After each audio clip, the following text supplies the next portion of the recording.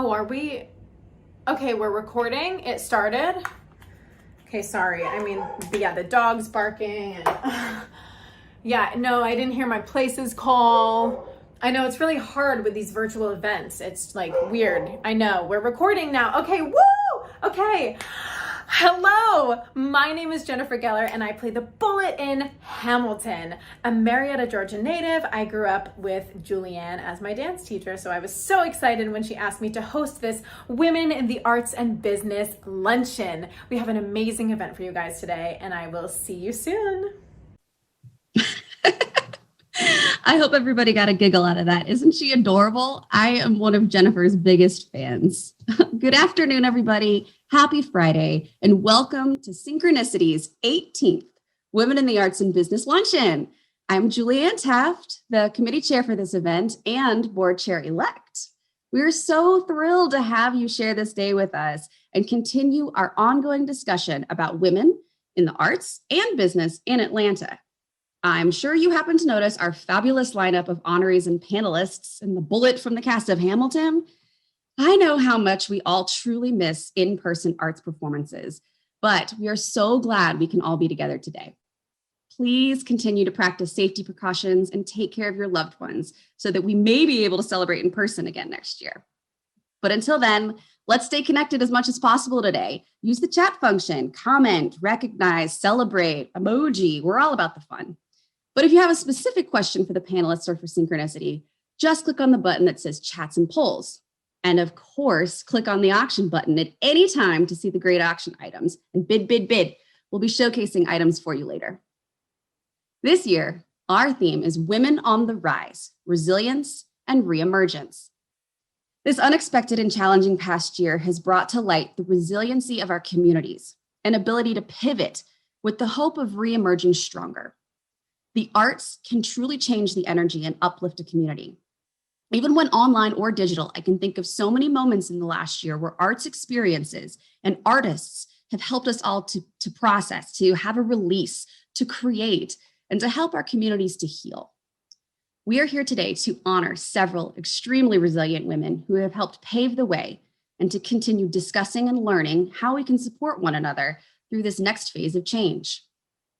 We chose the theme of resilience and reemergence as a nod to the many creative pivots from arts organizations, including the creation of Art Currents as a way to help patrons know where to find virtual arts offerings, to partnerships like The Contemporary, offering their outdoor space to performances by Dance Canvas young choreographers, drive-in movies with the Atlanta Film Society, the opera's innovative production over the winter, to Synchronicity's happy hours and on-the-screen performances, and so much more. We have seen the same level of innovation from many in our business community as companies have looked at new ways to support their employees and to give back. I know that I have been blessed to experience this firsthand at Cox Communications, where they're truly listening to their team members and offering new discussion circles and opportunities to explore new and creative ways to be collaborative in this virtual world. As we continue to brave the unknown and explore the new normal, we are inspired by all of the reopening plans, finding safe ways for people to get back to work, looking at how new ways of working are emerging and changing to accommodate around better work-life balance. We're eager to see lessons learned from this year of semi-hibernation applied to help teams work more efficiently and with more equitable practices, looking even closer at a not-so-new challenge of how arts organizations can take better care of their artists. Through creative partnerships and corporate philanthropy, we can all emerge from this challenging time stronger together. Led by two powerful women, Rachel May and Celisa Kalki, and a dynamic staffing board, Synchronicity is a theater company focused on uplifting the voices of women and girls and building theater through community. Each year we host this event to create a place for members of the arts and the business communities to come together to discuss, challenge, and brainstorm about the way arts and business works together to build community, to build our Atlanta. If you didn't know, Synchronicity's home is in the heart of Midtown Atlanta with our 140-seat theater at 1 Peachtree Point. I hope to see you there soon. And our rehearsal and office annex in Piedmont Heights across from Ansley Mall. In Metro Atlanta, the arts means business, and Synchronicity is a part of the economic development in our region. In fact, just in the city of Atlanta alone, The Arts and Economic Prosperity 4 study shows that nonprofit arts and culture are a $300 million industry, one that supports 9,424 full-time equivalent jobs and generates $27.5 million in local and state government revenue. See, when businesses partner with arts organizations, our entire region benefits. At Synchronicity, we have seen firsthand the value of strategic and innovative partnerships between arts and businesses when we come together to grow our healthy, thriving community. We would like to take a moment now to recognize all of the board members who serve on a nonprofit board, especially an arts organization. So feel free to stand up, pat yourself on the back, wherever you are. Come on. We don't mind your pajama bottoms. But thank you so much for serving and great job. I want to give a shout out and thank you to all of our sponsors today. Let's learn more about these supportive organizations and individuals. Thanks, Julianne. I'm Rachel May, and I am so glad you are here with us today. I have the honor of thanking all of our amazing sponsors for today's event. Starting off, we've got our Resilience and Reemergence sponsors, Assurant, Delta Community Credit Union, Federal Home Loan Bank, UPS, Women in Technology. And our community builder sponsors, Agnes Scott College, Brian Cave, Leighton Paisner, Equifax, KPMG, the Metro Atlanta Chamber, Small Business Services, the Lola, and Warner Media. And our fabulous supporting circle sponsors, Alston and Bird, the Atlanta Botanical Garden, Kate and Peg Balzer, Johnson Kurlander Legal, Brian and Carrie Kurlander, Christy Madara, Margaret Reiser, Julianne Taft, and Amy and Todd Zeldin. And now, one more person we'd like to honor today. On behalf of Assurant and the Assurant Foundation, a huge thank you to Suzette Carty-Lassane, our Resilience and Reemergence Hall of Fame honoree. Thank you all for the work that you do in our communities and for your continued support of Synchronicity and this event. All right, now let's jump into some fun. We will recognize 3 incredible honorees, having lively discussion with our panel of 4 remarkable and resilient women. I hope you also stick around and join us at 1:30 when we will move to breakout rooms to hang out and network with other attendees. But cheers, everyone. Thank you for being here. And now I am honored to introduce Synchronicity Theater's co-founder and producing artistic director, Rachel May. Hello again. Thanks, Julianne. Welcome again, everyone. We're so glad you're here. I get the distinct joy of being here in our rehearsal annex with our panelists, and I will introduce them to you. We have Joy Wilder-Libier from Global Partnerships. I'm sorry, I'm going to say your title perfectly. USIS Chief Revenue Officer, SVP Global Partnerships at Equifax. And going down the line, we have the fabulous Jay Rogers, who is our Vice President, Business and Community Development at Delta Community Credit Union. And down here on the end, we have Lara Smith, Managing Director of Dad's Garage. And we have intermittently on the line Danielle Deadweiler, who is having some issues. She is on set filming an amazing thing out in LA, and we've had some difficulties this morning with that. But we love Danielle, and we are so grateful she was going to join us today. If she pops in, we may see her in a little bit. Danny, thank you for trying to join us. Technology is mostly working in our favor today. So you can read all about our amazing panelists on your event program that you would have received by email or by clicking on the speaker's bio button right down on your screen. We're so delighted to have you all here with us today. For those of you at home who ordered from Metro Fresh, this is a great time to pull out your lunch, crack open your little bottle of Prosecco, because we're going to have a really, really nice time today. All right, get your fingers ready. We've got a poll for you. What is something you've discovered since COVID that is new? I see some of you are already starting to come in with your answers. That's great. Cooking, baking bread, walking or hiking, reading, mask fashion. One of our actors always matches her mask to her outfit. It's fantastic. Civic engagement or extreme Netflixing.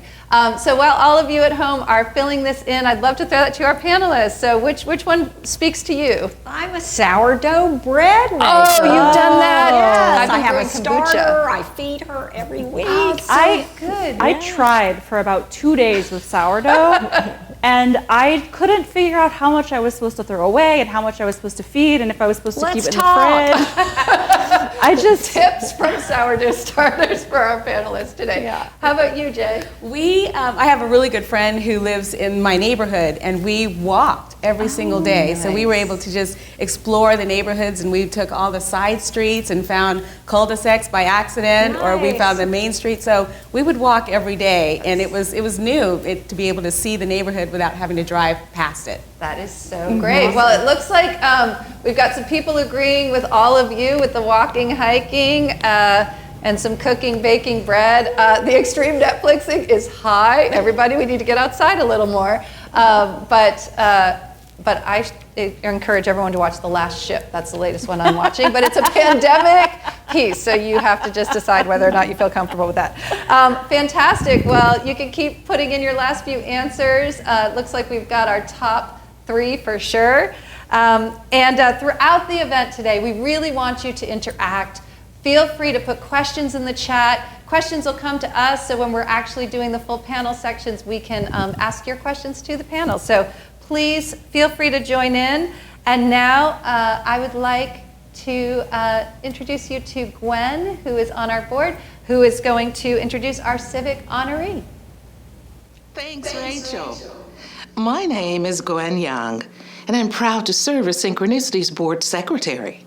I'm also happy you're joining us today. Each year, we honor 2 amazing women for their accomplishments and extensive contributions to both the arts and business communities. This year, we're proud to add a 3rd honoree, our civic honoree, Mayor Keisha Lance Bottoms. Mayor Bottoms has certainly epitomized resilience throughout the past year. With a steady hand leading the city of Atlanta, she has helped to bring us all through a very challenging time. She's also worked hard to bring challenged communities together. Synchronicity is proud to operate within the city of Atlanta, and we honor Mayor Bottoms.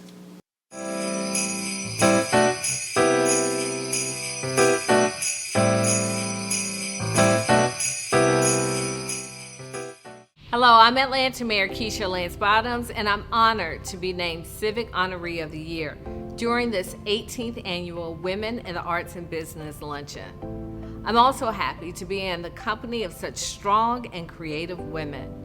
Your commitment to cultivating and nurturing an environment where the arts and businesses are celebrated is admirable. Artists and creatives are the cultural backbone of Atlanta. Arts are a huge part of our city. That's why our administration has made a commitment to supporting and amplifying the great work that you do. I was pleased to recently announce the city's first poet laureate, Pearl Clay. Through our Contracts for Art Services program, we are investing more than $1.7 million in artists and organizations who support the arts. We know that the pandemic has hit the creative community especially hard. And through the Mayor's Office of Cultural Affairs, and with the help from our corporate and philanthropic community, we've raised more than $2.6 million to support Atlanta's arts community. And we created the One Atlanta Fund, the CreateL Fund, to provide support to artists throughout Atlanta. Since becoming mayor, our administration has doubled funding for the arts, and we will continue to support arts in Atlanta in every way possible. Atlanta is full of creative people, and it's our job to ensure that our city continues to be the canvas upon which the cultural fabric of our international city is painted. Our administration knows that collaboration between the arts and businesses throughout Atlanta is so important. It's a partnership that impacts economic development, increases the quality of life for our residents, and bridges divides to bring people together. That's just how we do things in Atlanta. Thank you again for this honor, and thank you for all that you do to continue to amplify arts in our community.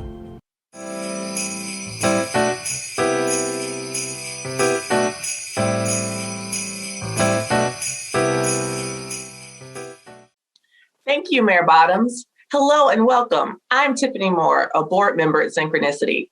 I hope that you all have had a chance to register for the auction and check out all of the amazing packages that we have available.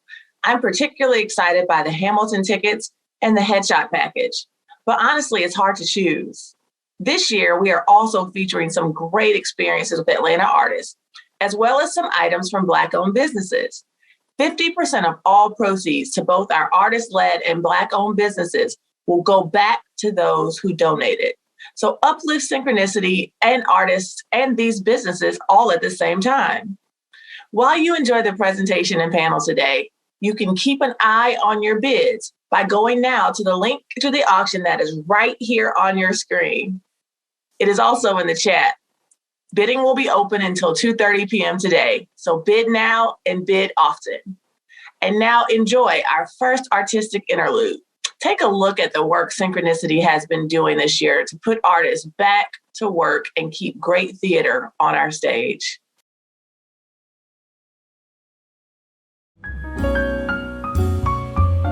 Can't go on. All I have in life is gone. Stormy weather since my man and I ain't together. Keeps raining all the time. But we're back, it's almost spring. In spring the weather's lovely. It elevates the mood, but even more important, there's a plentitude of food.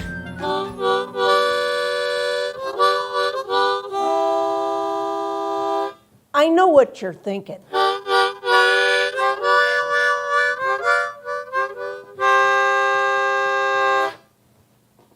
This is gonna be hilarious. Roar with me! Roar! Roar with me! Roar! Junebug and Raider got out more in those summers. Road running with the most consistent lover Grandma had. Grandpa. Look at her, she's going, going, going, going, going, going, and it looks like she is slowing not a bit. I gotta think and double quick. Orlando won't be waiting around to see who I am gonna pick. I wanna dance with the wind. How can I dance with the wind? Eating cookies, we're so happy eating cookies, cookies, cookies, cookies, we adore. Cookies, cookies, cookies, cookies, we go cookie eating cookies. Empty out the box and let's have more. Eating cookies, we're so happy eating cookies, cookies, cookies, cookies, we adore. Cookies, cookies, cookies, cookies, we go cookie eating cookies. We will never stop. Cookies, cookies, cookies, cookies, yes, let's have more.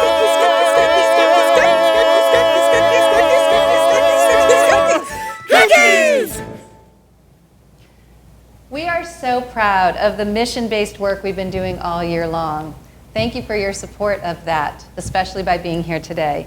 Okay, guess what? It's time for poll number 2. All right, if you could take one full day for yourself, what would you do?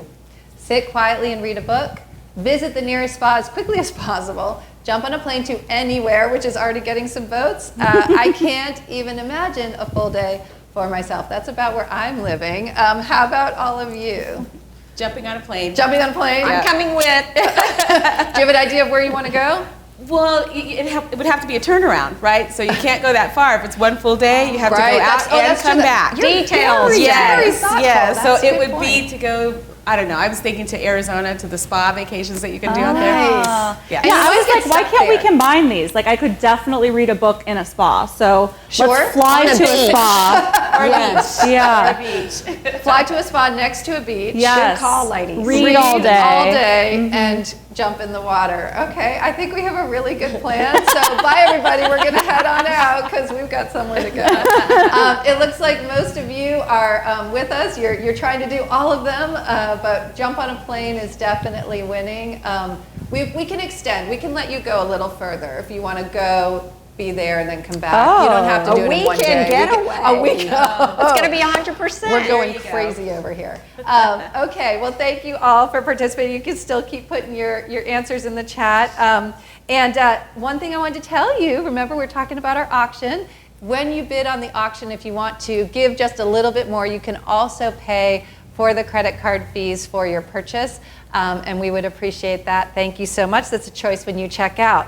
Okay, thank you so much for all you're doing to uplift the voices of women and girls along with us today. And now, back to you, Jennifer. Hi, I'm back. Did you miss me? I know you did. Wow, what an amazing event, right? I'm so excited to go home with all of the auction items. Oh, okay, I'm sorry. No. Okay, sorry, yeah, I wasn't actually supposed to say that because the auction is rigged and I'm actually going to be winning all of the things. So unfortunately for you all, okay, anyway, I have the pleasure of introducing our 2021 Arts Honoree. We truly thank all three of our honorees of this year's event for their incredible service to our community and are sending them each a lovely Women in the Arts and Business glass sculpture as a token of our respect and admiration. I am thrilled to introduce to you Angela Harris, the founder and artistic director of Dance Canvas. As a dancer, I was actually introduced to Angela and Dance Canvas from my modern teacher in high school, Lonnie Davis. Angela and Dance Canvas are both absolutely astounding. Angela is a resilient leader who has innovated throughout her career, but perhaps most evidently in the past year. Angela crafted a partnership for her choreographers to perform outside at the Atlanta Contemporary before many performing arts had even thought about coming back. She's a fierce advocate for equity, especially in the funding arena, and she's a tremendous collaborator and leader in the arts community. Synchronicity is honored to showcase Atlanta leadership through this award for Angela Harris. Hi, I'm Angela Harris, and I want to say thank you so much to Synchronicity Theater for this incredible honor. I was so humbled when I received the message from Rachel that I was going to be a 2021 Arts Honoree, and I am really thankful to be part of Atlanta's arts community. The work that we have done with Dance Canvas, and I can't believe it's been 13 years. It always brings so much joy to see that we are still providing resources for choreographers in this industry and continuing to build the dance community of Atlanta. I am so thrilled to be a part of such a vibrant city and a city that has come together during this pandemic. And the arts organizations of Atlanta have been working hard to have innovative, new, creative ideas to help us all get through. It's been such a joy to work with everyone, including Synchronicity Theater. And I am so optimistic for what we are going to do now and in the future after we get through. So thank you again to Synchronicity, and I am so thankful to continue to create art in this city. Wow. Thank you, Angela, for all that you do. Hello, I am Vidya Vishal, another proud board member at Synchronicity. Surely by now you have registered for our amazing auction and have been bidding on the items you cannot live without. I'm definitely excited by the Asheville Vacation Getaway, which includes 2 nights and gift cards to 2 breweries. Our panel presentation is going to be very soon, but you can keep your eye on the bids during the show. You can visit the auction right here on your screen. It is also in the chat. Bidding will be open until 2:30 p.m. today. I will see you there. And now, please welcome Geneva Gross to highlight another amazing honoree. Carol Tomei has a funny definition of retirement. She retired from Home Depot in 2019, and in March of 2020, she became the CEO of UPS, also claiming the honor of being the first woman CEO of the company, the first woman CEO in the industry, and the first outsider CEO at UPS. Carol said at the time, lots of glass is broken today, and I couldn't agree more. Carol Tomei is much more than these first. She is fiercely smart, a hard worker, and an impassioned and innovative leader. She leads with character and has already made a tremendous changes in her first year at UPS, including inverting the pyramid, making executives the least important with customers and frontline workers at the forefront. Carol has also been committed to philanthropy, specifically in the arts, and has been a strong supporter for years. She weaves this sense of personal philanthropy into her work in the corporate space, ensuring the companies that she runs are also strong community builders. We have named Carol Tomei as this year's business honoree for her tremendous commitment to building stronger relationships between business and the arts and making Metro Atlanta a better place for all of us. Congratulations, Carol. Hello, everyone. Let me start by thanking you for the recognition as your 2021 Business Honoree. I am truly honored. The theme for this event, Women on the Rise, Resilience and Reemergence, will it inspire such hope and strength? Much like the story of Synchronicity Theater and its founders. It's really amazing what purpose-driven people can accomplish together. At UPS, our purpose goes far beyond package delivery. We're moving our world forward by delivering what matters. During our company's nearly 114-year history, UPSers have used their talents and passions to serve customers, their fellow employees, and ultimately their communities. Many of those UPSers, and increasingly more of them, have been strong, purpose-driven women on the rise. At UPS, we're also providing women-owned businesses the tools and solutions they need to better engage in the global economy. We are making sure that women's voices are heard. Because we know that when women thrive, we all thrive. Resilience and reemergence, what a timely and enduring message. Thank you again for this recognition. I'm honored to be part of this wonderful event. Thank you again, and congratulations, Carol and Angela and Mayor Bottoms. We are so grateful for all the work that you do in our community. We've got another poll for you. Okay, what does your April 2021 work life look like? So many Zooms. Answer 1. Hopeful, starting to feel like old times. Working from home permanently, I love it, I'm never leaving. Hello, Atlanta traffic, welcome back, old friend. Or lots of changes, it's basically a whole new world. So as you at home answer and think about this, panelists, back to you, what do you think? I mean, I told you that this is the first time I've gone somewhere, and I arrived quite early because I had no idea what Atlanta traffic was going to look like, but I don't know that I would call it old friend.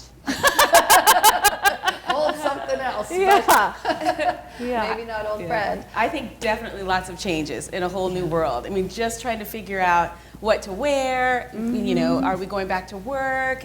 Are people vaccinated? And what's traffic like? Just everything is new. Who's back at work? You know, if you deal with different clients outside of your office, and it's a whole new world that we're all going to have to navigate.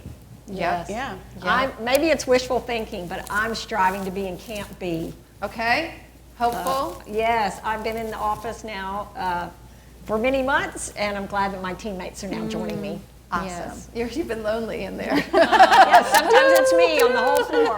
Yeah, right. Well, that sounds good. It looks like we've got so many Zooms is leading by a pretty good margin, followed by lots of changes. It's basically a whole new world, and we're excited to navigate it together and maybe get some thoughts about that today from our panelists. And also, while you're finishing up putting these responses in, I want to tell you a little bit about Synchronicity. As you've heard, our mission is to uplift the voices of women and girls and to build community through theater. We produce plays for adults and for kids and families. And we also have new play development through our Stripped Bare Arts Incubator project and our She Writes New Play Festival. And we have education and outreach programs, including our Playmaking for Kids program that has after-school classes and camps throughout the metro area, and our Playmaking for Girls program, which is with girls who live in group homes or who are coming out of the refugee community. And so through all of our work, we are really trying to uplift voices and help grow people up. Another way that we do that is through our newer Designers of Color initiative, where we're working on diversifying the production designers in our community. We are so grateful you're here today, and I want to just remind you one quick thing as we get into our panel now. If you have any questions for our panelists, you can feel free to throw that into the chat. I have those coming to me right here, so I'll try to weave those in as we go. All right, time for the main event. Y'all ready? Great. Ready. I'm from north of Boston. My children laugh every time I say y'all, but I'm going to say it. I've been here a long time. I'm an honorary Southerner. So as we've been talking about a little bit already today through our polls and whatnot, our world has shifted a lot over the past year. And what is one of the most impactful changes that you've encountered? Who wants to start us off? Who's going to be smart, gutsy, and bold? Well, I'll go. I think with, of course, the changes, we had to really reinvent how we perform, how we engage with each other. My job at Equifax is to drive the revenue growth of the company, and doing that without seeing a soul, without engaging with clients, but more importantly with the economy changing, with so many teammates being out of work, really focusing on saving versus spending, that affected my business. And so we had to really pivot from what we usually think about, hitting our financial targets, to what we could control. And that is changing the conversations with our clients about what their needs were, how consumers' needs were changing, and how we could use our insights to really help solve a whole new problem set. To build on what Joy is saying, I think the pandemic has really forced us to strip everything away and focus on the why.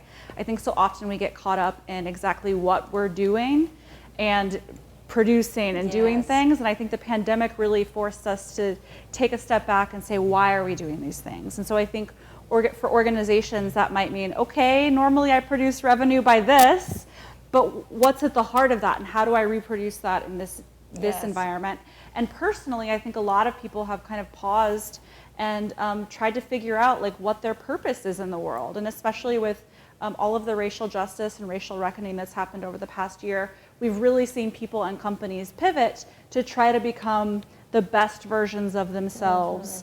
And I think that's only possible because of this pause and crisis. I really think the pandemic has been terrible, and I think of the quote, never waste a crisis, quite a bit, where it's what is it that we can take from this to come out better on the other side?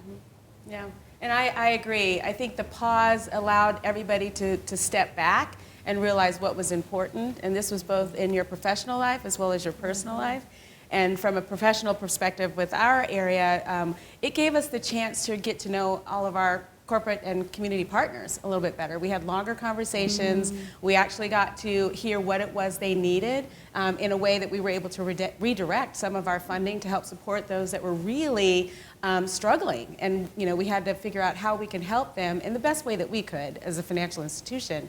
And with our corporate partners as well. So, and that also included our membership base, right? So we had to understand the situations that they were in just to get by. So many people were either losing their jobs or they weren't able to go back to work like us. They had to deal with childcare issues. So we really were able to step back, listen to what the issues were, and that was really on an individual basis as well as on an organizational basis to see how we at Delta Community Credit Union could support them. It's in our name, right? So we wanted to know how we could really capitalize on what we feel proud of, and that's supporting the community. I love that sense of going back to the why and the need and really looking at how we serve in the work that we do. And I know that's something we thought about a lot at Synchronicity. And so, our theme this year is resilience and reemergence. And And a lot of what you all are talking about is how do we help others manage resilience, right? Or help build resilience or walk alongside them as they're having to be resilient. So I'm just curious if how you all, how you define that, what that means to you in your lives, in your personal lives even. What does resilience look like? I think for me, it's about operating from a place of possibility instead of from a place of fear. And I think that possibility has to be rooted in reality, but we so often operate from a place of scarcity that we kind of close off our options. Whereas if we kind of imagine what is possible, there's so many more options out there for us. And personally, like, it's a real chosen optimism. Like I try to always see the most positive in people and positive in situations, while also planning for the worst. You gotta, you know, temper those things. But for me, I would say, like, it's about assuming best intentions of others. And the thing that got added this year, because assuming best intentions has always been one of my kind of core values, is I realized that we needed to still hold people, hold them accountable for impact. So it's about kind of assuming the best of everyone and then making sure that you can give feedback so that people are continuing on the right path. And I think that that's what makes somebody resilient, is not walking into a situation expecting the worst or expecting the worst of other people or assuming the worst. It's a chosen optimism for me. I love that. I think we may have a mutual book in common. Coining that phrase, chosen Yes. optimism. Do you know The Art of Possibility? I do not, actually. Written by two artists, Benjamin and Rosamond Zander. She's a landscape artist, among other things, and Ben was the director of the Boston Philharmonic. And The Art of Possibility is all about what you just described. That's wonderful. And one of their primary tenets is that everything is in fact invented, meaning how we experience life is based on our experience set, the biases that we bring to the table, and since everything is invented, we can reinvent it. Yeah. And so that's what I think, as resilient people, as resilient women, we have to figure out, claiming everything that's on this board of life that I am and understanding my role in it, right? If I'm the victim, then I'm blaming, then I'm jealous, then I'm victimized. But if I'm the board, then I keep my power and I change the situation and I'm resilient to the circumstances that come my way. Well, I think a lot about confirmation bias, because if you say to yourself, I'm having a bad day, you look for all of the evidence in your day that you're having a bad day. And then you have a bad day because you have confirmed it. Yes. Whereas if you say to yourself, I'm having a good day, you look for all of the evidence that you're having a good day and you confirm that. And so I think it's so much about the narrative that we're telling ourselves about our ownership of our own experience in the world. Yeah. So how do you build resilience into your teams, into the people you work with? I know as a parent, I think about this a lot. I let them fall on their heads, right? I let them fall on their heads, and and there if they need a Band-Aid, but I don't necessarily pick them up immediately, right, when they're little. But so for each of you, and do you have a specific way that you consciously sort of build resilience into your teams or the people you work with? It's a simple Come on, y'all have you go first. Yeah, well, I think, and that right leads to, I think, why we're here, because we do believe, hopefully, in all of our teams and the people that we work with. And so resilience to me means, even if you've been knocked down, you can get back up. And so what I try to really stress with my team, I have a couple of sayings. First, they hear me say, your brain won't break, right? So if you want to try things and if it doesn't work, then that's okay. You are in a safe enough space where I trust that you will be able to try something else, right? And if it doesn't work, then that's what we're all about, is to support one another, to support the great ideas that are coming out. It may not happen at this very moment, but it could happen a year from now or 6 months from now. But to not give up, right? And everything is about timing, and especially during the last 12 or 13 months when the foundation has shifted. There's so many things that are going on, and the timing may not be right at this moment. And you're talking about when we're dealing with women and childcare issues and whether or not they're leaving or if they want to stay with the organization. It's to let them know that if you are resilient, if you just keep pushing forward to help us meet the goals that we've set, not only for yourself, but the department and the organization, I'm here to support you with that, but I want you to continue to take those chances and believe in what you're doing, because I'm believing in what you're doing, but I'm here just to guide you along the way. But don't give up. Continue to be persistent. That's great. I have a couple mantras as well that have served So me. many jewels today. Really served me well, and that is the notion that we can do hard. A lot of times, whether it's children or adults, right, we dismiss a task or something that needs to be done by saying, oh, you got this, it's easy, it's simple. Well, learning to tie your shoes when you're 4 is flipping hard. It's really complicated. And when you're 50, doing a complex deal, negotiating a multi-million-dollar arrangement over the Zoom, that is very hard, right? But guess what? We can do hard. We have every confidence in you and me that we can do hard.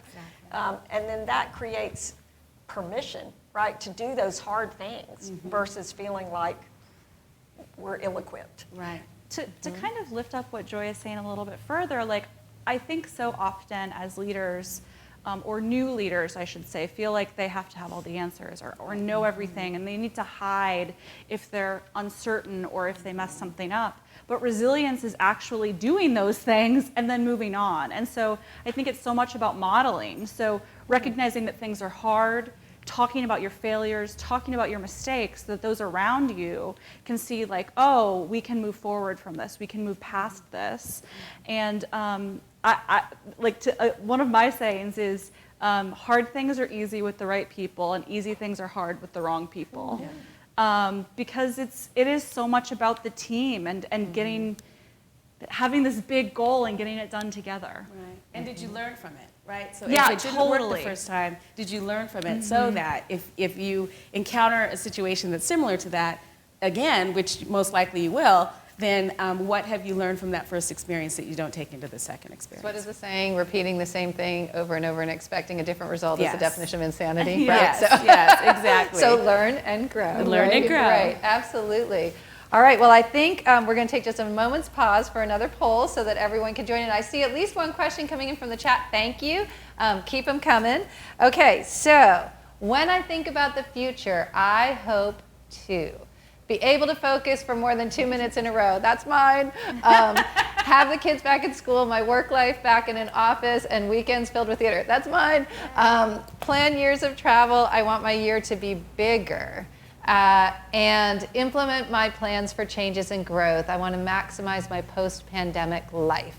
So, panelists, what do you think? Looking to the future. Like a lot of those. Which one? Where are you at? Travel.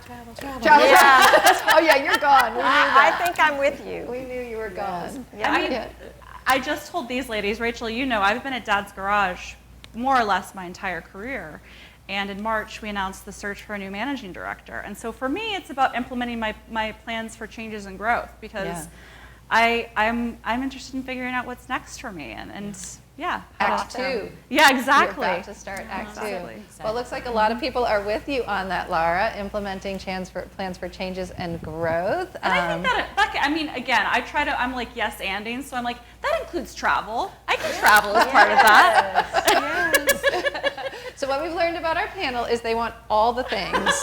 Every poll, all the things. You got to operate from a place of all of the above. All the above. You got to operate from a place of possibility, Rachel, not from a place of scarcity. That's right. So we can choose all 4 options. Absolutely. All right. Awesome.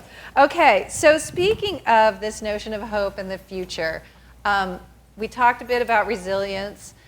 What do we think about reemergence? What does that look like for each of you? Laura, we just heard a little bit for you that you're sort of on the path of figuring that out. I don't know if you know the answer yet. I definitely don't. But you are diving into the unknown. Diving. I knew as early as 2017 that when I left Dad's, I wanted to do so in a way where I could say to the board, I'm out in the next year, so let's figure this out together. And that when the news became public, that's how I would figure out what was next. And so this has always been part of the plan, but Joy and I were talking before this, it's really hard when you're in the midst of one thing to think about the next thing. So I'm also kind of looking forward for some in-between time for reemergence. A little semi-retirement. Exactly, Sort exactly. of like Carol Tomei's retirement. Yeah, exactly. Little pause before doing another giant amazing thing. Can I say that as of January 1st, my motto this year has been empathy. Just the word of empathy. And as we reemerge, and this is around the globe, around the country, in our own personal spaces, if we can just empathize with all that everyone around us is going through, because it's been a tough year, right? So, I mean, you're talking about kids in school, women in work, our partners, people who may have lost people to COVID, not to COVID, people who are anxious about going back to work, and just to step back and empathize with everybody's individual situations and to be patient and to listen and not jump to any conclusions. I'm hoping that the world will be there because there's so much that has been going on and that continues to go on that it's going to take all of us to just say, I hear you, I see you, and if you need to talk or I'm here to listen, whatever that is, we're going to need that because people aren't back at work yet. And I know some of my close friends have heard me say, I just wonder what work is going to be like when we're all there and the conversations and the way that we're all working with one another. I have no idea. I'm looking forward to it. Joy and I were talking about that, just to be in close proximity with people again and collaborate again.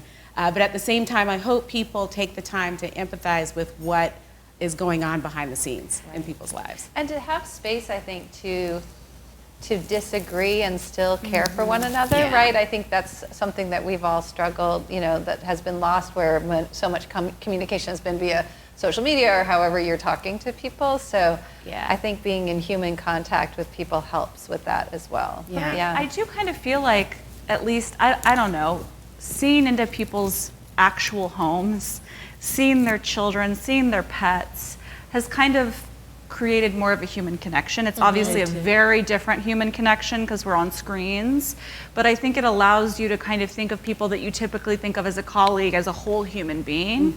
And so hopefully we can bring that back into the workplace as well. I agree. I hope so. Okay, I have a pushback idea. Yes, for the do group. it. Go for it.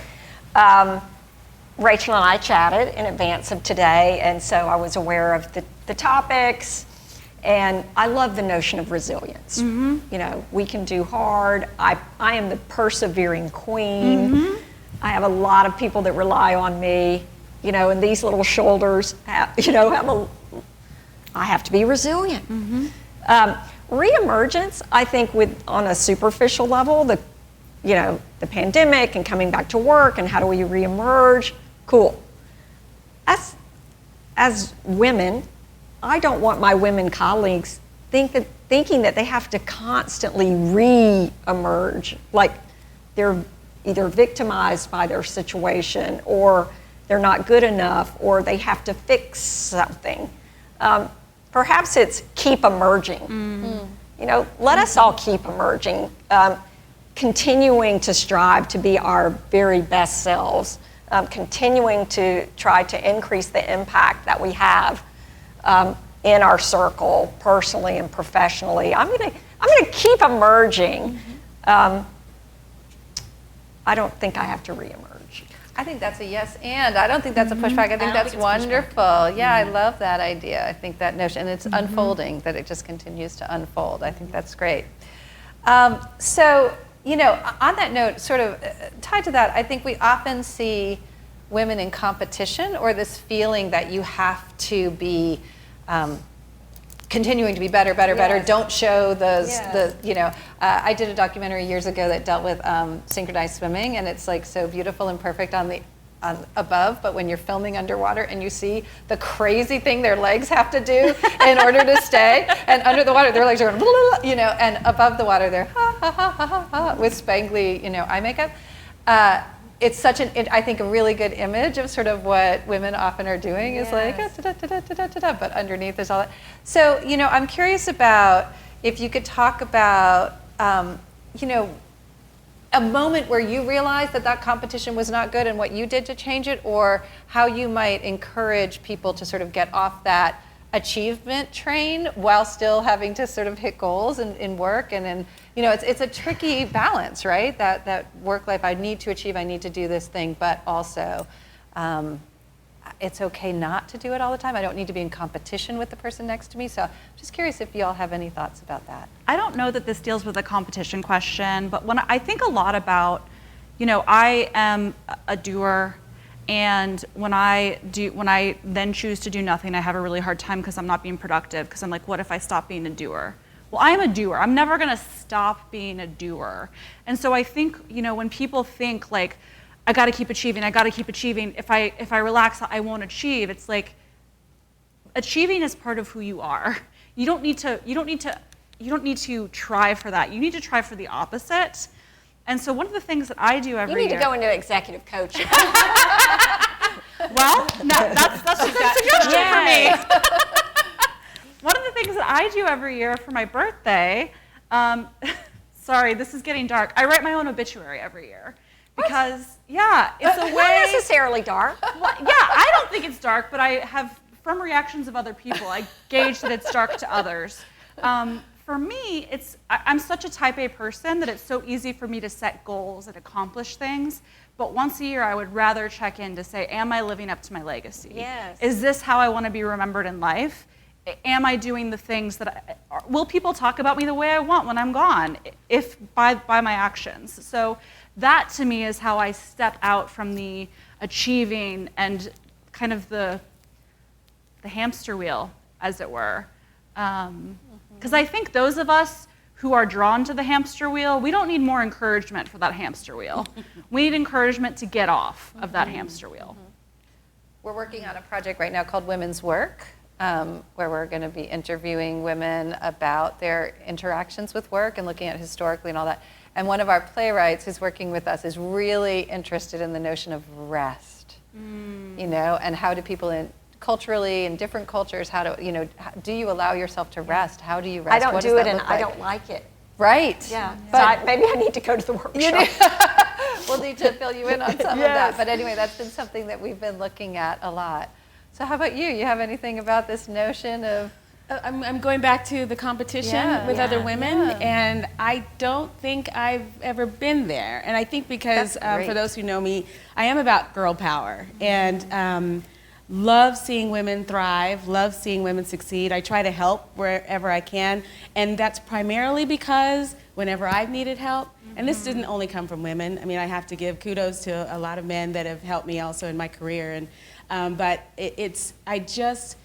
when I see women thrive, it makes me feel good, and to feel as though I can achieve that too, even if it's in a different industry. But to get to know the level of work and energy and time spent in order to get there, I mean, that's something to emulate and admire. It's not something to, compare yourself to in a negative way. It's if you are a type A personality, why wouldn't you want to move in that direction? Right. I'm not type A, I don't think. So for me, I know what my strengths and weaknesses are and what stresses me out so that I do need rest. But no, I really, really love watching other women succeed. And if I can just say this one thing, I have always said, and this is being in the world of financial, in the financial institution space, there was a time when they were talking about the most powerful women in the world. This was probably about 6 years ago. And they were not the women that I thought they were going to be, because I've always thought that if I could see the 3 most powerful women in the world in one room at that time, it would have been, I don't know if you guys know, Angela Merkel. We know her, she's the Chancellor of Germany, and it's not getting political, but she at that time was considered one of the most powerful women. Christine Lagarde, who was over you remember, we all know who she is, and then also with, the third person was, she's our Federal Reserve, she was the Federal Reserve Chair, Janet Yellen. And so I always thought, if I could be in the room to listen to those 3 powerful women, because I was new to financial services, and all of those women were over finance. And I just thought, man, just to be a fly on the wall to hear what those ladies would say, and just to understand, how that could impact my life in trying to be successful in the world of finance, that would be pretty cool to listen to. Nice. Awesome. I'm going to pause us for Great. a second. We're going to come back to this. So hold that thought. We're going to hear a little bit more about some of the work that Synchronicity has been doing, particularly around girl power and uplifting girls' voices. We're going to let our panelists take a little moment for a water break, and we'll see you in a moment. Hi, I'm Susie Spear-Purcell, and I'm the Program Director of Playmaking for Girls. To see a girl change her whole countenance, to see her walk in guarded, kind of a little more slumped, mumbling, and by the end of the program, she's standing tall, her heart is leading, and she feels confident, or appears confident. That's one of my favorite. And I think my second favorite is watching the girls from two totally different types of worlds come together and appreciate each other. At first, they can't empathize with each other. They don't understand where the other's from. And then by the end, they are hugging and calling each other family. And I think that's a really big accomplishment. I am powerful, I am strong, I am beautiful, I'm a girl. But America for me is like a home now. Like my own house, but not like a Afghanistan. But I feel free. I feel like I am me. Nobody have the ability to take over me, because in here people can do anything they want and be whatever they want to be. I was recently at a group home with Little Debbie's, and they were already in the program PFG. We write plays, and through writing we write how we feel, like things that we've been through, and you're surrounded by people who are accepting, and it makes you comfortable, gives you room to be yourself. And it's not that bad to be yourself. It's actually pretty cool. So it's just like, be yourself. What's the worst that can happen? Over the past year, we've continued to engage with and connect with our PFG girls online. We've held virtual workshops, and we've even been able to have a virtual performance. Knowing that this year added even more challenges for the communities in which we work, it's been amazing to see some of my teaching artists also reach out, check in with these girls one-on-one to see how we can assist with additional needs. We are so ready and excited to see these girls face to face, in person, soon. Thanks for all your support.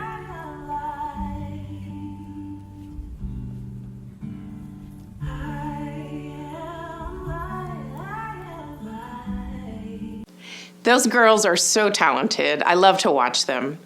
Hello, I'm Christy Madera. I'm a Synchronicity board member, and I'm thrilled to be part of this event. This is my 5th year being part of this great event. This year's auction might be the best yet.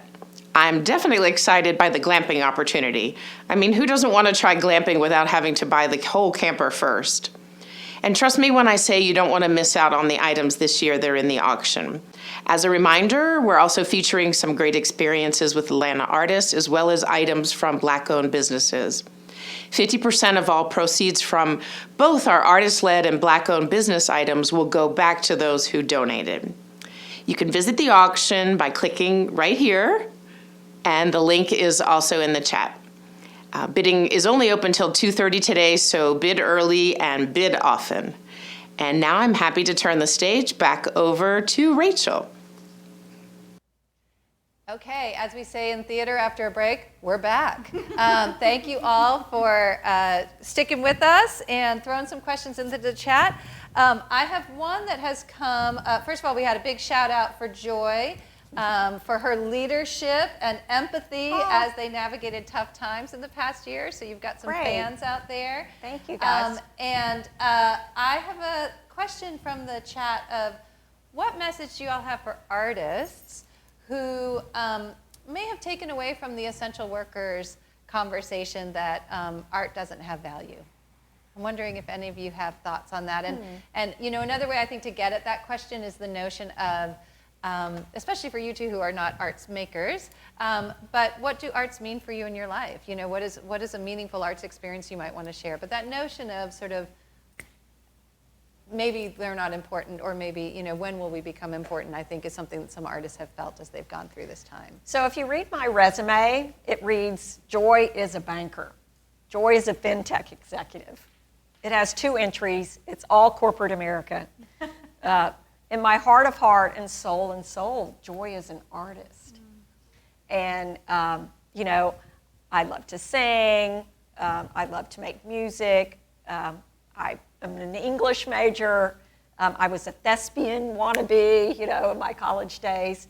And you artists out there, keep doing what you're doing, because you and your foremothers made me, and I am impacting the credit ecosystem and the corporate life because of my artistic experiences, and really converting my role to one, not a banker, but an artist. And so that means I'm approaching it from a place of creativity, from a place of possibility, and that has made all the difference in allowing me to think about things differently and turning things upside down. What if the reverse were true? What if coming to home equity loan call night because you missed your goal was not a punishment, but a privilege, and it was the place to be, and there were prizes, and it was for the elite sales professionals, not for those that were missing their goals. I couldn't do that without having had the set of artistic experiences that I had in my early days. Awesome. So thank you. Yeah. Thank you, artists. Thank you, artists out there. Awesome. And so, we are often coming at this conversation from 2 different perspectives as arts organizations and as business. Why do we come together? For you, what's valuable? And I'd say this to Laura, for you as someone running an arts organization, and for you all as in the corporate space, what's valuable about bringing these 2 groups together around partnerships? What do you see as the value in your respective spaces? Yeah, one of the things that we're trying to transform in Atlanta is viewing the arts sector as a business sector. We have things to offer. And so I think the more that we're able to work with businesses, they start to see our value outside of just artists. And I'm not saying just artists like or just more artists. Stereotypical, Exactly. traditional. But, we have business value. We drive economic impact. We drive community change. Transportation impacts us. Affordable housing impacts us. We want to be a part of those solutions. And also, I want to take it back to the why. We're all trying to serve people and have an impact in some way. And so when you can find someone who's serving people and trying to have a similar impact or an adjacent impact, why wouldn't you create those partnerships to deepen that impact so that you can better serve your community through these other folks? We don't have to be all things to all people, but we can be a lot to a group of people with partnerships. Mm-hmm. And I know this is a big thing at Delta Community It Credit is. Union. So can you talk a little bit about why you all do that? To serve the community. We know that arts is important. We know that there are young people who participate in the arts. Arts to us, or at least to me specifically, but I know it's a great outlet. It is one where at least you can go, you can enjoy the time that you're there, you're in the company of friends and family. We support young people through the Schuler Awards and the Cobb Energy Performing Arts Center. I serve on the Sandy Springs Performing Arts Board. I know one of my team members is on the board here. And we do support young people just because we know that there are so many different ways that they can succeed in life, right? And when we try to partner, we're looking at what we can help young people or schools in the way that they're trying to enrich the lives of these kids and prepare them for the future. We're looking at offering different types of schools, programs that arts communities, whether it's Dad's Garage or this Synchronicity has to offer. We try to figure out how we can incorporate the financial piece of it inside of that programming. So it's important to us. It's I think an important part of the community. Sports is one angle, right? And then you've got the arts as another, and all of it makes for a strong and thriving community. So we're a part of that. I think there's an element of diversity and inclusion concept here when creativity meets business, right? And engineers make great musicians, musicians make great engineers. And if I'm exposed to different experiences, then I'm more inclusive in terms of my willingness to work through problems together with people who may have different perspectives or different skill sets to bring to the table. Gets back to that empathy. I'm able to empathize more with those folks. Perhaps. And so for our, people out there who are in the business sector, do you have any particular a partnership that really worked really beautifully, or that that you loved, or that changed you in some way unexpectedly, or that, you know, an actionable item, if they're coming back to their offices, they're starting to see maybe, you know, things are opening up a little bit with their companies about sort of how people, how they might encourage that in their companies, these sorts of partnerships. Because I know sometimes we hear from folks who maybe aren't the full decision makers at their companies, and they think, well, I wish we were doing more of this, but I don't know how to make that happen. So I wonder if you have any thoughts around that. Relative to the arts? Yeah. Or even just partnerships in the community, but yes, arts specifically, for sure. I think for us, we look at the greatest impact. You know, so it's great when we know that 1 or 2 young people are looking for scholarships to participate in a summer program, for example. But for us, we're in so many different counties here in Metro Atlanta. We are looking at what organization or what program, including the arts, is going to reach the largest amount of people, the greatest amount of people. And that's just so that, you know, our folks within Delta Community, if they want to participate in any of those activities, whether it's theater programs, or we did a Schoolhouse Rock program with one of the theater companies here, and everybody grew up on Schoolhouse Rock, and so that was something that resonated with a lot of our employees. And so we try to find something that will be enjoyable for our organization. It's making a great impact within the community, and something where we can have long-term partnerships with, not a one-time transactional, here's financial support for you and your program, but one where we can also engage all of the constituents within that organization with Delta Community and vice versa. So for us, it's a multi-pronged approach, and more importantly, it's a long-term approach, because we don't plan to leave these communities, and so we hope that people will be able to take advantage of the products and services that we have to offer, but then we in turn can support those organizations long-term. I love that long-term relationship. That's really great. So speaking about each of you personally in your careers, what was an unexpected moment in your path that maybe changed directions in a way that you weren't planning? And how did you handle that? I have a big one. Okay, I'm not gonna, can I go? Go. It's one of those moments where you always say, should I have turned right or should I have turned left? Because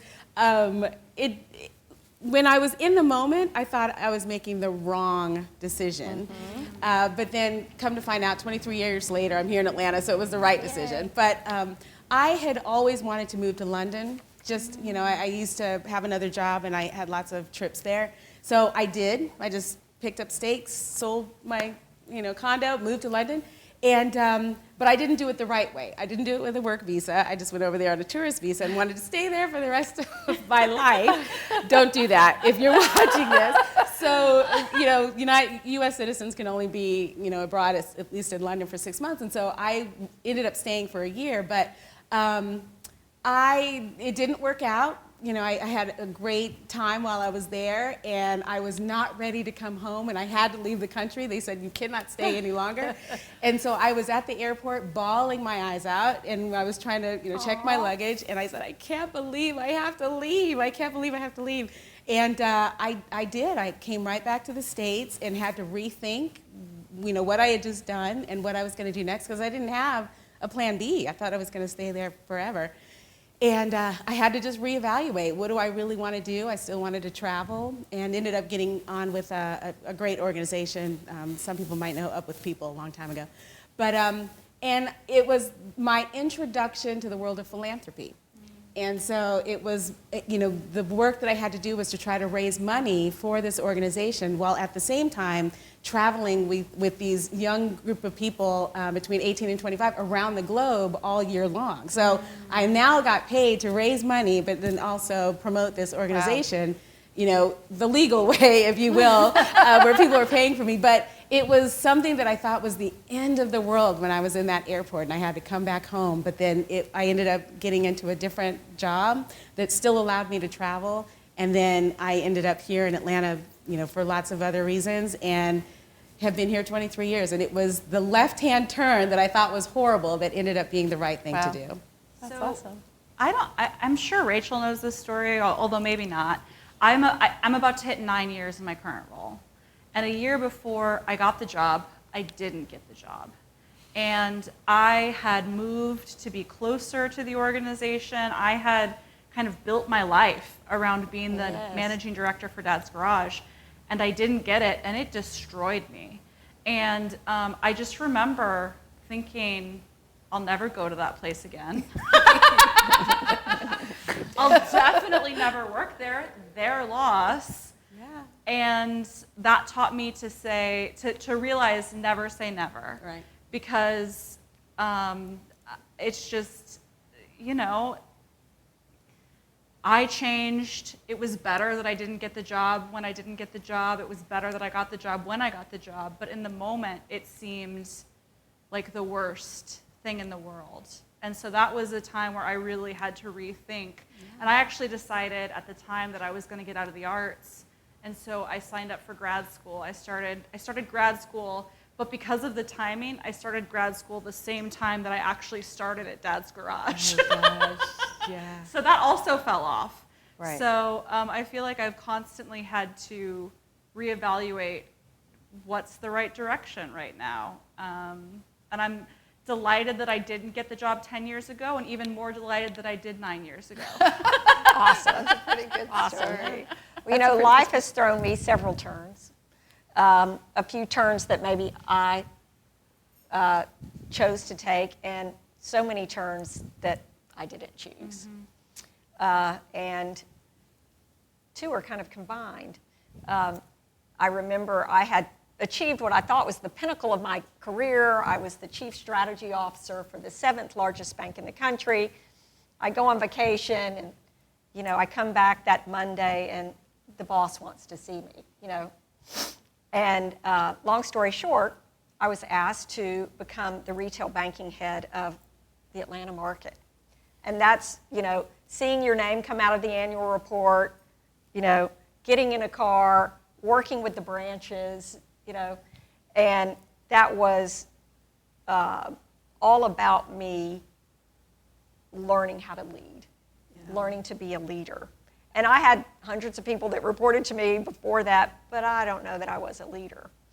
And I learned how to get people to follow me. And that was just a pivotal point in my life. Meanwhile, my husband of 19 years decided he didn't want to be married anymore. And while someone fell out of love with me, I had 17,000 people all madly in love. And it was just, I guess, a brilliant life lesson that I'm not defined by other people's actions. I have the power to be in charge of that board that is joy, and took the opportunity to really make an impact in an operating role that I hadn't had the opportunity to before.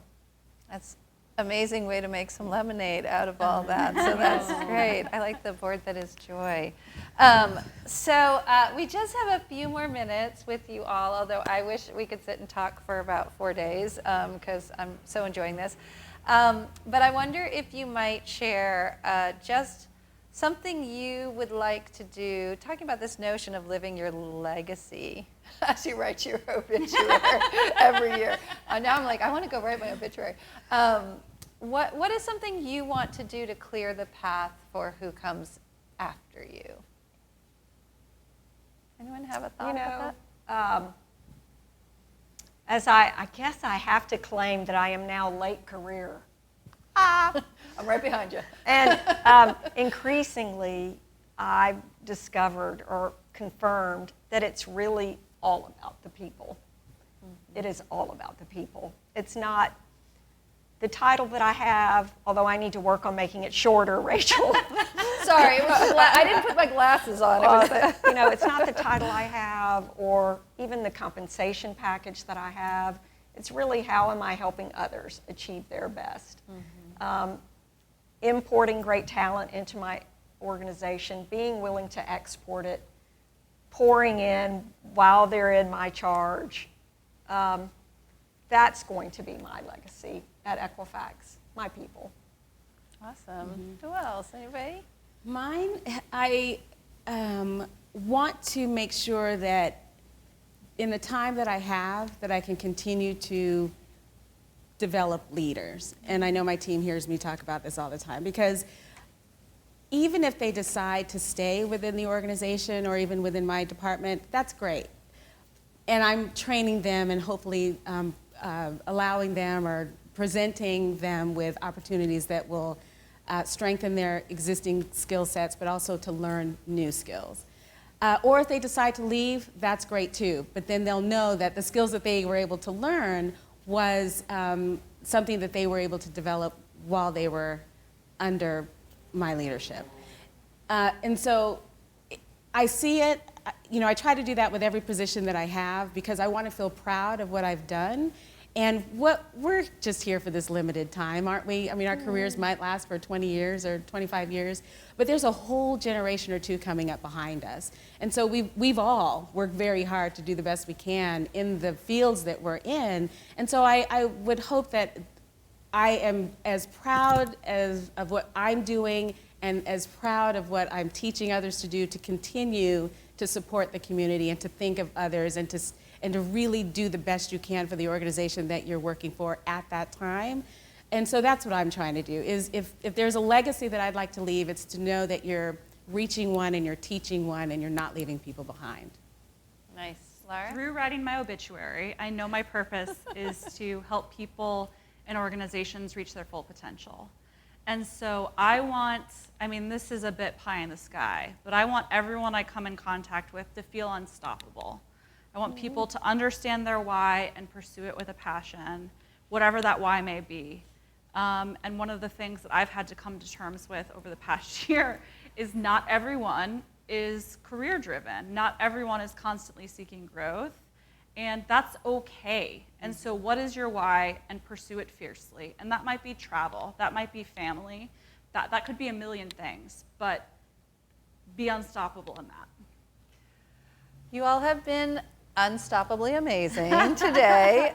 Thank you, thank you, thank you. I just wanted to summarize a couple of things that I heard throughout, and I'm sure you at home have some for you, but remember, you can do hard, your brain won't break, make a safe space to risk and take chances, keep emerging. Think about, what do people need? That we're hearing really a theme of not being driven as much by profit, but being driven by the people that we work with, and that will lead to great results, right? That's where we really need to put our center. Never waste a crisis. You got a little more time left to not waste this crisis, so get on it. Operate from possibility, chosen optimism. I think that was such a great, and a book recommendation, Art of Possibility. Did I get that right? The Art of Possibility. By the Sanders. And reaching one and teaching one. Are you living your legacy? Have empathy. Never say never. And it's all about the people. So, those are just some little tidbits that we got today, but I'm sure you've all written down a whole lot more. We have just a few more people for you to hear from today. Remember that our networking breakouts will start just as soon as we get finished up here, and we hope you'll join us there for more discussion so that you can really engage in the conversation as well. We're so grateful to our panelists for putting on real clothes and lipstick and coming on out to be with us live. It has been a real joy. Thank you also to Danielle Deadweiler, who is now probably out filming on set at this moment. We were sorry we didn't get to hear from her, but check her out. She's amazing. And now, please say hello to our board chair, Jesse Salinas. Hello. I'm Jesse Salinas, the chair of the board of directors at Synchronicity Theater. I'm so glad you've joined us today. I want to thank you on behalf of our board and event planning committee for being a part of our annual Women in the Arts Business Luncheon. If you will allow me a quick minute, I want to express how grateful I am to be a part of the Synchronicity Theater family. In a year of tremendous challenges to our operations, finance, and our live productions, Synchronicity's staff, artists, and board members have worked very hard to keep us doing what we do best, which is to provide live and, this year, online theater. The pandemic, along with some of the cultural and social challenges that have sparked across our community and nation, have forced us to think and rethink our work. And yet, at the heart of who we are, Synchronicity Theater has continued to be a voice and space for smart, gutsy, and bold voices. This has been our mission for over 2 decades, and while the last year hasn't been easy, we've banded together to produce theater in a constantly changing environment. This year has inspired and challenged us, but on the horizon, I hope to see you all back in the theater. And with your help today, we will continue to bring interesting, thoughtful theatrical experiences in a post-pandemic world. In addition to the amazing conversation we've had today, I want to ask you to remember that while this event helps shine a light on the incredible ways women, the arts, and business come together, we are also here to raise the funds needed to help Synchronicity Theater continue producing the work we are known for. While it has been a difficult year to bring live theater to life, the need for synchronicity and our unique voice is more important than ever.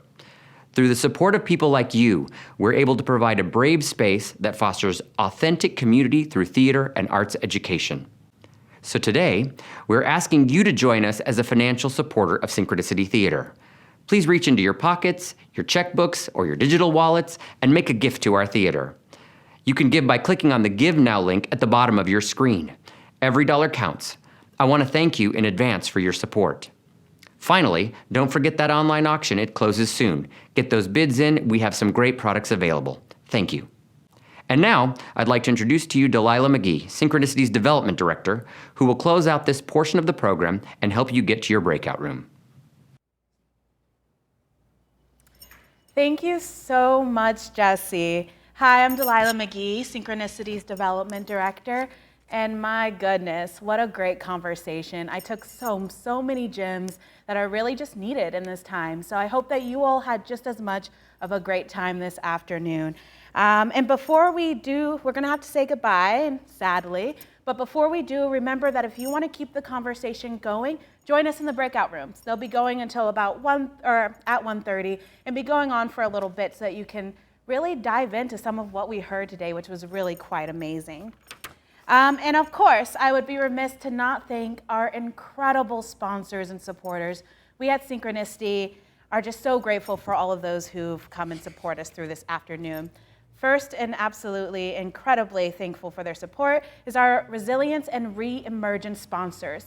These include Assurant, Delta Community Credit Union, Federal Home Loan Bank, UPS, and Women in Technology.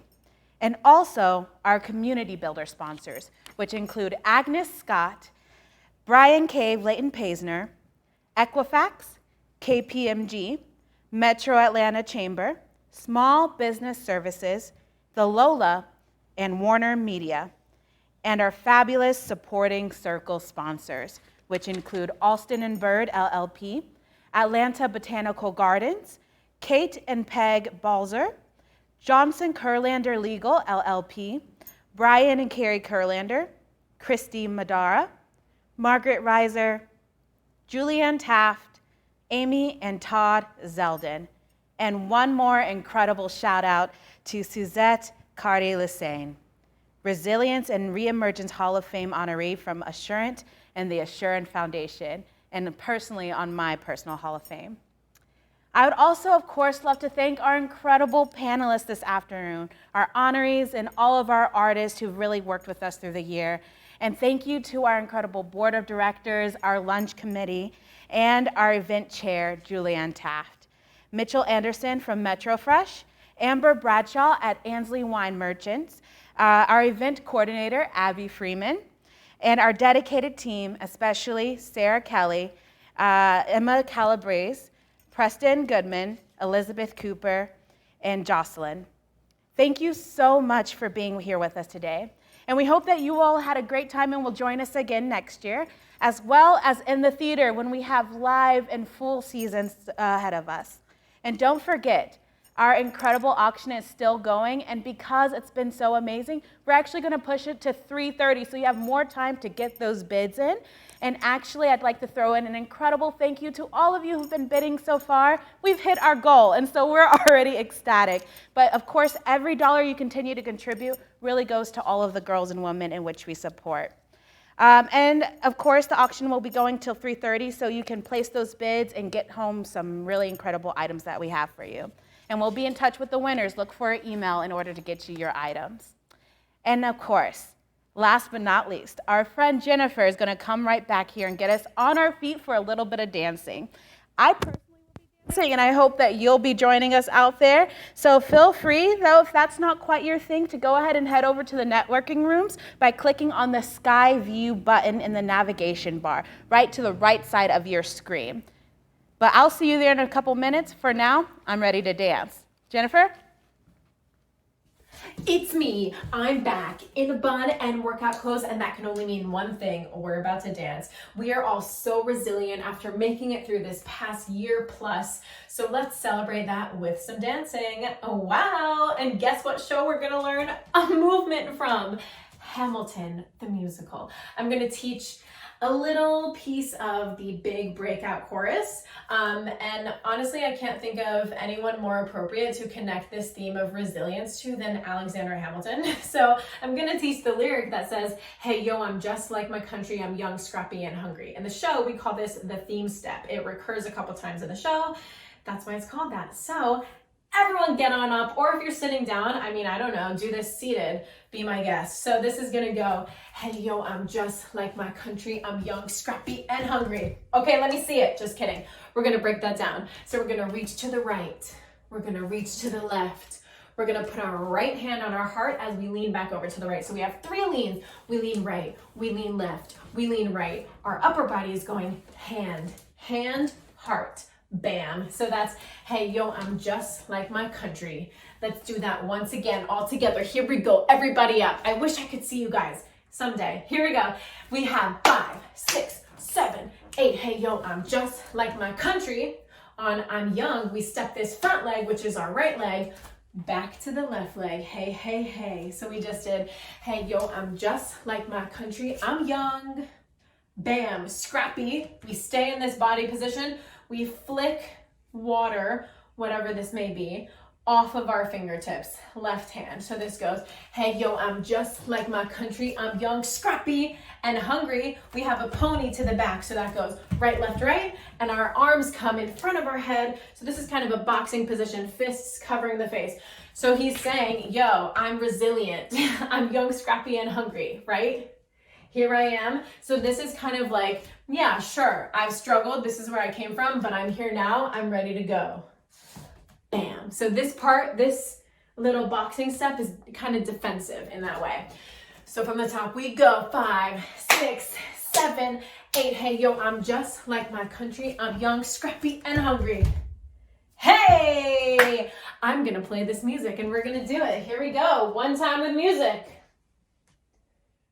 Okay, it's virtual. Chilly waiting, I'm passionately smashing every expectation, every action's an act of creation. I'm laughing in the face of casualties of sorrow. For the first time I'm thinking past tomorrow. And I am not throwing away my shot.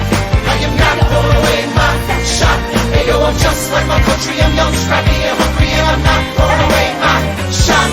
We gonna rise up. How did you do? How did you do? Send me a video, tag me. Okay, thank you guys so much. I hope you had a wonderful time.